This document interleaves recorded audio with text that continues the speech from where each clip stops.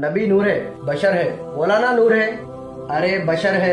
मैं कह रहा हूँ ना नूर है, गलत, नबी बशर है। एक सेकंड मैं समझाता हूँ। इस दुनिया से जितने भी नबियां गुजरे उनकी उम्मतों को सिर्फ एक ही प्रॉब्लम था कि तुम नबी नहीं हो सकते क्योंकि तुम एक बशर हो। लोगों ने कहा कि तुम कौन हो? उन्होंने कहा कि मैं नबी हूँ। क्या? आलू मा अंतुम इल्ला बशरुम मिस्लुना, तुम तो हमारी तरह एक बशर हो, और जो बशर हो वो कभी नबी नहीं हो सकता। पहले क्या कहते थे मक्का के कुफ्फार? बशर हो इसलिए नबी नहीं हो सकते। और आज क्या कहते हैं? नबी है इसलिए बशर नहीं हो सकता। पहले के लोगों का और आज के लोगों का ये मानना है कि नबी सुपर नेचुरल होना चाहिए लेकिन नेचुरल नहीं हो सकते। कुरान क्या कहता है?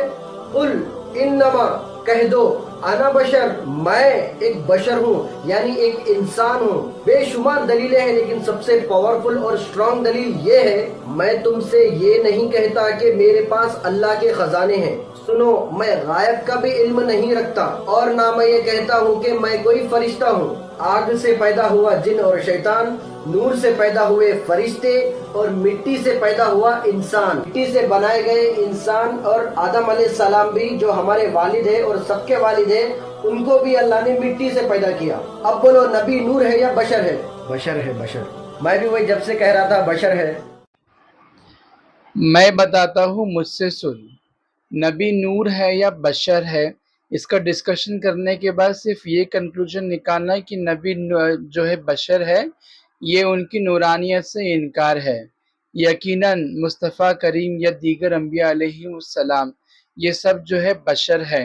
हुज़ूर नबी करीम सल्लल्लाहु अलैहि वसल्लम की बशरियत का इनकार तो कुफ्र है, क्योंकि अगर उसका इनकार कर दिया गया तो कुरान मुक़द्दस की सूरह कहफ की इस आयत जो तूने कोट किया, कुल इन्नमा अना बशर, का जो है इनकार हो जाएगा।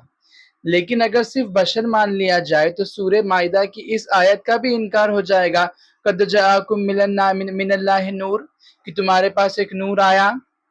तो फिर तो बात बड़ी क्लियर है कि नबी नूर भी है, नबी बशर भी है, और यकीनन हमारे तरह बशर तो बिल्कुल भी नहीं है, क्योंकि उसी आयत में आगे है, कुल इन्नमा अना बशर मिस्लुकुम यूहा, वो बशर जिस पर वही उतरती है, तो तुझ पर मुझ पर वही नहीं उतरती है, तो हमारा जैसा बशर तो हरगिज भी नहीं कहना।